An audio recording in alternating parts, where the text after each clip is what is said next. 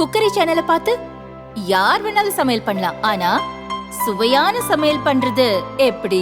நான் இதயம் நல்லெண்ணெயில சமையல் பண்றேன். ஆஹா ஓஹோன்னு பாராட்டுறாங்க. நீங்களும் இதயம் நல்லெண்ணெயில சமையல் பண்ணுங்க, பாராட்ட வாங்குங்க. தினம் தோறும் வாங்குவே இதயம். இலங்கை அதிபராக பதவியேற்றார் அனுராக் குமார திசநாயகே. இலங்கையில் 9வது அதிபர் தேர்தல் நேற்று முன்தினம் நடந்தது. 2022 ஏற்பட்ட மோசமான பொருளாதார நெருக்கடி மற்றும் அதனால் ஏற்பட்ட ஆட்சி மாற்றத்திற்கு பிறகு நடந்த முதல் அதிபர் தேர்தல் என்பதால் யார் ஆட்சியை பிடிப்பார்கள் என எதிர்பார்ப்பு நிலவியது. இந்த தேர்தலில் அதிபர் ரணில் விக்ரமசிங்கே உட்பட 38 வேட்பாளர்கள் களத்தில் இருந்தனர். ஓட்டுப்பதிவு முடிந்ததும் ஓட்டு எண்ணும் பணி துவங்கியது. ரணில் விக்ரமசிங்கே, சஜித் பிரேமதாசா, அனுராக் குமார திசநாயகே ஆகிய 3 பேருக்கும் இடையே கடும் போட்டி நிலவியது. பலத்த எதிர்பார்ப்புகளுக்கு இடையே தேசிய மக்கள் சக்தி முன்னணி வேட்பாளர் அனுராக் குமார திசநாயகே வெற்றி பெற்றார். சஜித் பிரேமதாசா 2ஆம் இடமும் ரணில் விக்ரமசிங்கே 3வது இடமும் பிடித்தனர். முதல் சுற்று வாக்கு எண்ணிக்கையில் யாருக்கும் பெரும்பான்மை கிடைக்கவில்லை. இதனால் இலங்கை தேர்தல் வரலாற்றிலேயே முதல் முறையாக 2வது சுற்று வாக்கு எண்ணிக்கை நடந்தது. அனுராக் குமார திசநாயகே மொத்தம் 57,40,179 ஓட்டு பெற்று வெற்றி பெற்றார். அவர் பெற்ற ஓட்டு சதவீதம் 44. தேர்தலில் வெற்றி பெற்ற அவர் இன்று காலை 10 மணிக்கு அதிபராக பதவியேற்றுக் கொண்டார். அவருக்கு இலங்கை தலைமை நீதிபதி ஜெயந்த ஜெயசூர்யா பதவி பிரமாணம் செய்து வைத்தார். 15 அமைச்சர்களும் பதவியேற்றுக் கொண்டனர். கொழும்புவில் உள்ள அதிபர் செயலகத்தில் பதவியேற்பு விழா நடந்தது. புத்தமத பிக்குகள் புதிய அதிபர் அனுராக் குமார திசநாயகேவுக்கு கையில் கயிறு கட்டி வாழ்த்து தெரிவித்தனர். இடதுசாரி சிந்தனை கொண்ட முதல் இலங்கை அதிபர் இவர் ஆவார். பதவியேற்றதும் நாட்டு மக்களிடையே திசநாயகே உரையாற்றினார். பொருளாதார நெருக்கடியில் சிக்கியுள்ள இலங்கையை வளர்ச்சி பாதையில் கொண்டு செல்ல வேண்டியது அவசியம். சிங்களர்கள், தமிழர்கள், முஸ்லிம்களின் ஒற்றுமையே புதிய துவக்கத்தின் அடித்தளம். ஒன்றாக இணைந்து எதிர்காலத்தை வடிவமைப்போம் என தெரிவித்துள்ளார். அம்மாவே போய் சேர்ந்துடுச்சு, அம்மா உணவகம் எதுக்கு? RS பாரதி பேச்சு. அதிமுகவினர் கடுப்பு. திமுக ஆட்சிக்கு வந்த பிறகு அம்மா உணவகத்தின் செயல்பாடுகளை முடக்க முயற்சி நடப்பதாக எடப்பாடி பழனிசாமி குற்றம் சாட்டினார். சென்னையில் 15 அம்மா உணவகங்கள் மூடப்பட்டுள்ளதாகவும் கூறினார். அதிமுகவினரின் குற்றச்சாட்டுகளை முதல்வர் ஸ்டாலின் மறுத்தார். இந்நிலையில் சென்னையில் நடந்த திமுக கூட்டத்தில் RS பாரதி பேசுகையில் அம்மா உணவகம் பற்றி சர்ச்சைக்குரிய வகையில் பேசியது அதிமுகவினரை கொந்தளிக்க வைத்துள்ளது. அம்மா உணவகத்தை அம்மாவே போய் சேர்ந்துச்சு. அப்புறம் அம்மாவே சாக்கடிச்சு அம்மா மருத்துவமனையில் 1.5 கோடி ரூபாய்க்கு தோசை தின்னவங்க எடப்பாடி கும்பல் இட்லி தோசை நம்ம அப்பா 1.5 கோடி ரூபாய்க்கு இட்லி தோசை சாப்பிட்ட கணக்கு நான் சொல்றேன். எடப்பாடி போட்ட கமிஷன் ஆறுமுக கமிஷனே சொல்லியிருக்கு 70 நாள்ல ஜெயலலிதா ஹாஸ்பிட்டல் பார்த்துட்டு போது எடப்பாடி சசிகலா இந்த கும்பல் பூரா 1.5 கோடி ரூபாய்க்கு இட்லி தோசை மட்டும் சாப்பிட்டாங்க. 1.5 கோடி ரூபாய்க்கு இட்லி தோசை சாப்பிட்டேன் எடப்பாடி இன்னைக்கு நம்முடைய ஆட்சியில ஏதோ ஒரு 150 பேர் சாப்பிடுறேன். அம்மா உலகத்தை மூடிக்கிட்டோம் என்று பொய்யாக ஒன்று சொன்னோம். அதுக்கு பதில் இன்னைக்கு அன்பரசு சொல்லிவிட்டார். எந்த அம்மா மூலியும் இந்த கடை 10 பேர் அந்த உட்காந்து வீணா போனது பூரா போட்டு அவங்க போட்டு ஆளுங்களா போட்டு ஏடிஎம்கே பிரச்சாரத்தை இதே கட்டி ஜெயலலிதா ஆட்சியில் வந்து நம்ம இருந்தா 1 மணி நேரத்தில் அம்மா மகாத்மா காந்தி ஆட்சி நடத்தணும். கலைஞர் வந்து எப்படி நடத்துறாரோ எம்ஜிஆர் மருத்துவம் சத்துணவும்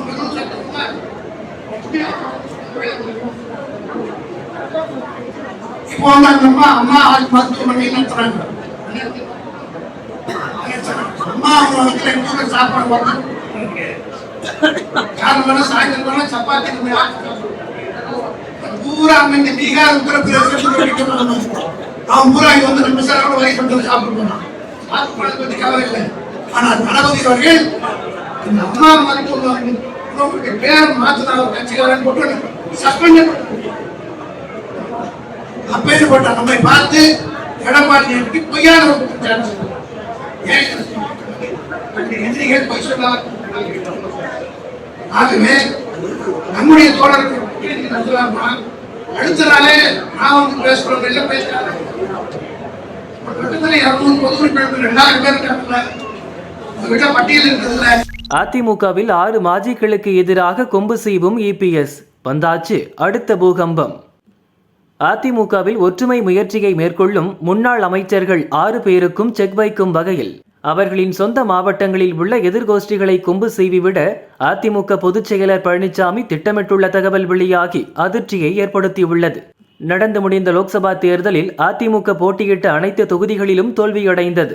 இந்த தோல்விக்கு பிறகு பிரிந்தவர்கள் அனைவரும் ஒருங்கிணைந்து செயல்பட வேண்டும் என்று சசிகலா, பன்னீர்செல்வம் ஆகியோர் கூறி வருகின்றனர். அவர்களின் அறிவிப்பை நிராகரிக்கும் வகையில் அதிமுக பொதுச் செயலர் பழனிசாமி கட்சியிலிருந்து நீக்கப்பட்டவர்களுக்கு இனி ஒருபோதும் இடமில்லை என்று கூறி வருகிறார். ஆனால் அதிமுகவில் ஒற்றுமை முயற்சியை மேற்கொள்ள விரும்பும் 6 முன்னாள் அமைச்சர்கள் கொண்ட குழுவினர் பழனிசாமியிடம் ஏற்கனவே ஒருமுறை முறையிட்டனர். அதை பழனிசாமி ஏற்கவில்லை. அதோடு எதிரிகளோடு தொடர்ந்து அவர்கள் தொடர்பில் இருக்கின்றனர் என்ற கோபமும் பழனிசாமிக்கு ஏற்பட்டது. இந்த நிலையில்தான் பன்னீர்செல்வம் மற்றும் சசிகலா தரப்பில் தலா 6 பேர் கொண்ட குழுக்கள் அமைக்கப்பட்டுள்ளன. பன்னீர்செல்வம் தரப்பிலான குழுவுக்கு முன்னாள் அமைச்சர் வைத்தியலிங்கமும், சசிகலா சார்பில் அமைக்கப்பட்ட குழுவுக்கு முன்னாள் கொறடா நரசிம்மனும் தலைமை தாங்குகின்றனர். இவர்கள் தலைமையில் இடம்பெற்றுள்ள குழுவினர் அதிமுகவில் ஒற்றுமை முயற்சியை மேற்கொள்ளும் முன்னாள் அமைச்சர்கள் அடங்கிய 6 பேர் குழுவிடம் ரகசிய பேச்சு நடத்தி வருகின்றனர். இது பற்றி தகவல் அறிந்த பழனிசாமி பேச்சுவார்த்தை குழுவினருக்கு எச்சரிக்கை விடுக்கும் விதமாக சென்னை பொதுக்கூட்டத்தில் நேற்று முன்தினம் பேசினார். கட்சியை அழிக்க நினைத்தவர்கள் அழிந்து போய்விட்டனர். கட்சியிலிருந்து நீக்கப்பட்ட 4 பேரை மீண்டும் இணைப்பது என்ற பேச்சுக்கே இடமில்லை என்று மீண்டும் திட்டவட்டமாக அறிவித்தார். இது கட்சியின் ஒற்றுமைக்கு முயற்சிப்போரின் முயற்சியை முடக்கி போடும் பேச்சு என்று பன்னீர்செல்வம் மற்றும் சசிகலா தரப்பினர் அப்செட் ஆகினர். இதன் தொடர்ச்சியாக அதிமுகவில் உள்ள அந்த 6 முன்னாள் அமைச்சர்களுக்கு செக் வைக்கும் வகையில் அவர்கள் சார்ந்துள்ள மாவட்டங்களில் உள்ள கட்சியின் எதிர்கோஷ்டியினருக்கு முக்கியத்துவம் தந்து கொம்பு சீவி விடவும் பழனிசாமி தரப்பினர் திட்டமிட்டுள்ளதாக கட்சி வட்டாரங்கள் கூறின. சென்னையில் தொடரும் என்கவுண்டர். ரவுடி சிசிங் ராஜாவை சுட்டுத் தள்ளிய போலீஸ். பகுஜன் சமாஜ் கட்சியின் மாநில தலைவராக இருந்த ஆம்ஸ்ட்ராங் கடந்த ஜூலை 5ஆம் தேதி பெரம்பூரில் உள்ள தனது வீட்டின் அருகே படுகொலை செய்யப்பட்டார். தமிழகத்தையே உலுக்கிய இந்த கொலை சம்பவம் தொடர்பாக செம்பியம் போலீசார் வழக்கு பதிந்தனர். மறைந்த பிரபல ரவுடி ஆற்காடு சுரேஷின் தம்பி பொன்னை பாலு, அவரது கூட்டாளிகள் திருவேங்கடம், ரவுடி நாகேந்திரன், அவரது மகன் அஸ்வத்தாமன் என திமுக, அதிமுக, பாரதிய ஜனதா, காங்கிரஸ் என பல்வேறு கட்சிகளை சேர்ந்த 28 பேர் அடுத்தடுத்து கைது செய்யப்பட்டனர். இதில் 25 பேர் மீது குண்டர் தடுப்பு சட்டம் பாய்ந்தது. ஆம்ஸ்ட்ராங் கொலையில் தேடப்பட்டு வந்த முக்கிய நபரான ரவுடி சிசிங் ராஜா ஆந்திராவில் நேற்று கைது செய்யப்பட்டார். இவர் ரவுடி ஆற்காடு சுரேஷின் நெருங்கிய நண்பர் ஆவார். சிசிங் ராஜாவை தனிப்படை போலீசார் சென்னைக்கு அழைத்து வந்தனர். அவர் பதுக்கி வைத்திருந்த ஆயுதங்களை கைப்பற்றுவதற்காக நீலாங்கரைக்கு அழைத்து சென்றனர். அக்கரை பக்கிங்ஹாம் கால்வாய் அருகே சென்றபோது போலீசாரிடமிருந்து தப்பிப்பதற்காக மறைத்து வைத்திருந்த கள்ள துப்பாக்கியை எடுத்து போலீசாரை நோக்கி சுட்டார். துப்பாக்கி குண்டுகள் போலீஸ் வாகனத்தை துளைத்தன. வேளச்சேரி போலீஸ் இன்ஸ்பெக்டர் விமல் தற்காப்புக்காக சிசிங் ராஜாவை நோக்கி துப்பாக்கியால் சுட்டார்.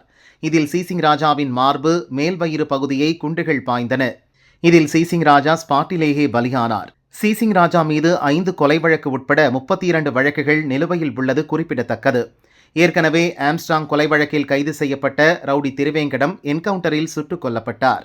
சில நாட்களுக்கு முன்பு பிரபல ரவுடி காக்காத்தோப்பு பாலாஜியையும் வியாசர்பாடி பகுதியில் வைத்து போலீசார் சுட்டு தள்ளினர். சென்னையில் தொடரும் என்கவுண்டர் சம்பவங்களால் ரவுடிகள் கலக்கமடைந்துள்ளனர். குண்டு கொடுத்ததே நான்தான், ரவுடி அப்பு பகீர் வாக்குமூலம். ஆம்ஸ்ட்ராங் சம்பவத்தில் திடுக். பகுஜன் சமாஜ் கட்சியின் தமிழக தலைவராக இருந்த ஆம்ஸ்ட்ராங் கொலை வழக்கில் புதூர் அப்பு என்ற ரவுடி தேடப்பட்டு வந்தார். அவரை தனிப்படை போலீசார் டில்லியில் நேற்று கைது செய்து சென்னைக்கு அழைத்து வந்தனர். போலீசாரிடம் புதூர் அப்பு திடுக்கிடும் வாக்குமூலம் அளித்தார். அவர் கூறியது, என் குருநாதர் மயிலாப்பூர் சிவக்குமார் தோட்டம் சேகரை 2001இல் வெட்டி கொன்றார். அதற்கு பழிவாங்கும் வகையில் தோட்டம் சேகர் மகன் அழகுராஜா உள்ளிட்டோர் 20 ஆண்டுகள் கழித்து சிவக்குமாரை கொன்றனர். இதனால் தோட்டம் சேகர் மனைவி மலர்கொடி, அழகுராஜா உள்ளிட்டோர் எனக்கு பரம எதிரிகளாக மாறினர். ஆனால் என் தொழில் விஷயத்தில் அவர்கள் தலையிடுவதில்லை. நான் ரவுடிகளுக்கு வெடிகுண்டுகள் சப்ளை செய்து வந்தேன். ரவுடிகள் வெடிகுண்டுகளை பந்து என்று அழைப்பர். அந்த வகையில்தான் மலர்கொடி தன் ஆட்களை அனுப்பி 4 பந்துகள் வேண்டும் என்று கேட்டார். எனக்கு சந்தேகம் ஏற்பட்டது. அதனால் அவர்களுக்கு பந்து கொடுக்க தாமதம் செய்தேன். பந்துகளை எதற்காக கேட்கிறார் என சம்பவம் செந்தில்தான் தெளிவுபடுத்தினார். அவர் எனக்கு நிறைய உதவிகள் செய்துள்ளார். எனவே அவரின் பேச்சுக்கு கட்டுப்பட்டு என் பரம எதிரியான மலர்கொடியுடன் சேர்ந்து ஆந்திராவிலிருந்து 4 வெடிகுண்டுகளை வாங்கி கொடுத்தேன் என்று வாக்குமூலம் அளித்துள்ளார். அருவியில் திடீர் வெள்ளப்பெருக்கு, மருத்துவ மாணவிகளுக்கு சோகம். ஆந்திர மாநிலம் ஏலூரில் உள்ள ஆஷ்ரம் கல்லூரியில் MBBS 2ஆம் ஆண்டு படிக்கும் மாணவ மாணவிகள் 14 பேர் சுற்றுலா சென்றனர். நேற்று மாலை 4 மணி அளவில் அல்லூரி சீதாராமராஜு மாவட்டம் மரேடுமில்லியில் உள்ள ஜலதரங்கினி அருவிக்கு சென்று உற்சாக குளியல் போட்டனர். திடீரென அங்கு பலத்த மழை பெய்தது. இதனால் அருவியில் வெள்ளப்பெருக்கு ஏற்பட்டது. சுற்றுலா சென்ற மாணவர்கள் செய்வதறியாமல் திகைத்தனர். அருவிக்கு அருகே புகைப்படம் எடுத்துக் கொண்டிருந்த 5 மாணவர்கள் தண்ணீரில் அடித்துச் செல்லப்பட்டனர். உள்ளூர் மக்கள் உதவியுடன் போலீசார் அவர்களை மீட்கும் பணியில் ஈடுபட்டனர். இதில் விஜயநகரத்தைச் சேர்ந்த ஹரிணி பிரியா, காயத்ரி புஷ்பா ஆகியோர் உயிருடன் மீட்கப்பட்டனர். பின்னர் அவர்கள் ஹாஸ்பிட்டலில் அட்மிட் செய்யப்பட்டனர். காணாமல் போன 3 மாணவர்களை தேடும் பணியில் தேசிய பேரிடர் மீட்புப் படையினர் ஈடுபட்டனர். இன்று காலை சௌமியா, அமிர்தா ஆகிய மாணவிகள் சடலமாக மீட்கப்பட்டனர். மாயமான ஹரதீப் என்ற மாணவரை தேடும் பணி நீடித்தது. இந்த சம்பவம் குறித்து போலீசார் வழக்கு பதிந்து விசாரித்து வருகின்றனர். ரோட்டில் துடிக்க துடிக்க போன உயிர், ரவுடி ஆட்டுக்குட்டிக்கு என்ன நடந்தது? திருச்சியில் பயங்கர சம்பவம். திருச்சி ஸ்ரீரங்கம் ரயில்வே ஸ்டேஷன் பக்கத்தில் உள்ள B கிளாஸ் ரயில்வே குடியிருப்பு பகுதியில் வசித்து வந்தவர் பிரபல ரவுடி ஆட்டுக்குட்டி சுரேஷ், வயது 35. நேற்று மாலையில் தனது மனைவி ராகினியுடன் பைக்கில் நவல்பட்டு பகுதியில் உள்ள வாராகி அம்மன் கோயிலுக்கு சாமி கும்பிட சென்றார் சுரேஷ். கோயிலில் தரிசனம் முடித்துவிட்டு கணவன் மனைவி இருவரும் இரவில் வீட்டுக்கு திரும்பி வந்து கொண்டிருந்தனர். அம்பேத்கர் நகர் சுடுகாடு அருகே உள்ள தேங்காய் குடோன் பகுதியில் வந்தபோது திடீரென ஒரு பைக் மின்னல் வேகத்தில் வந்து சுரேஷ் பைக் மீது மோதியது. கணவனும் மனைவியும் தடுமாறி கீழே விழுந்தனர். அதற்குள் 4 பேர் அரிவாளுடன் அவர்களை சுற்றி வளைத்தனர். ஆட்டுக்குட்டி சுரேஷ் தப்பி ஓட முயன்றார். அவரை மடக்கி பிடித்து சரமாரியாக அந்த கும்பல் வெட்டியது. கண்முன்னே கணவனை வெட்டுவதை பார்த்த ராகினி கதறி அழுதார். கும்பலை தடுக்க முயன்றார். அவருக்கும் காலில் வெட்டு விழுந்தது. ஆட்டுக்குட்டி சுரேஷை வெட்டி சாய்த்த கும்பல் அவரது முகத்தை வெட்டி சிதைத்தது. பின்னர் அங்கிருந்து தப்பி சென்று விட்டது. சம்பவ இடத்திற்கு வந்த போலீசார் ராகினியை மீட்டு மருத்துவமனைக்கு அனுப்பி வைத்தனர். ஆட்டுக்குட்டி சடலத்தை கைப்பற்றி பிரேத பரிசோதனைக்கு அனுப்பினர். கொலை வழக்கு பதிவு செய்த போலீசார் இந்த சம்பவம் பற்றி விசாரணையை துவங்கினர். இதற்கிடையே 4 பேர் போலீசில் சரணடைந்ததாக கூறப்படுகிறது. முதல்கட்ட விசாரணையில் ரவுடி தலைவெட்டி சந்துரு கொலைக்கு பழிக்கு பழியாக இந்த கொலை நடந்திருக்கலாம் என்று தகவல் வெளியாகியுள்ளது. ஸ்ரீரங்கம் சத்தார் வீதியில் உள்ள பூ மார்க்கெட்டில் இனாம் பூக்களை வாங்கி விற்பனை செய்யும் தொழிலில் ஆட்டுக்குட்டி சுரேஷும் தலைவெட்டி சந்துருவும் ஈடுபட்டு வந்தனர். இந்த தொழிலில் இருவருக்கும் இடையே போட்டி ஏற்பட்டது. பின்னர் மோதலாக வெடித்தது. அடிக்கடி அடிதடி நடந்தது. ஒரு கட்டத்தில் தலைவெட்டி சந்துருவை போட்டு தள்ள ஆட்டுக்குட்டி சுரேஷ் அவரது அண்ணன் திட்டமிட்டனர். அதன்படி 2020ஆம் ஆண்டு கோவிட் ஊரடங்கு நேரத்தில் தலைவெட்டி சந்துருவை வெட்டி சாய்த்தனர். ஸ்ரீரங்கம் தேவி தியேட்டர் அருகே உள்ள ரயில்வே மேம்பாலத்தில் வெள்ளை நிற ஸ்கூட்டரில் சந்துரு சென்று கொண்டிருந்தார். அவரை பின்தொடர்ந்து வந்த சொகுசு கார் திடீரென வழிமறித்தது. காரில் இருந்து இறங்கி வந்த நபர்கள் சந்துருவை சரமாரியாக வெட்டி சாய்த்தனர். இறுதியில் தலைவெட்டி சந்துரு தலையை துண்டாக வெட்டி எடுத்தனர். தலையை கையில் எடுத்துக்கொண்டு காரில் புறப்பட்டனர். நேரே ஸ்ரீரங்கம் போலீஸ் ஸ்டேஷனுக்கு கார் பறந்தது. தலைவெட்டி சந்துரு தலையுடன் ஆட்டுக்குட்டி சுரேஷ் உள்ளிட்ட கொலையாளிகள் போலீசில் சரணடைந்தனர். தலையை துண்டாக வெட்டி எடுப்பது ரவுடி சந்துருவின் ஸ்டைல். அதே ஸ்டைலில் அவரை ஆட்டுக்குட்டி சுரேஷ் தரப்பு போட்டு தள்ளியது பரபரப்பை ஏற்படுத்தியது. திருச்சியை அதிர வைத்த அந்த சம்பவத்துக்கு 4 ஆண்டுகள் கழித்து தலைவெட்டி சந்துரு கோஷ்டி இப்போது ரிவெஞ்ச் எடுத்திருக்கலாம் என்கிறது திருச்சி போலீஸ்.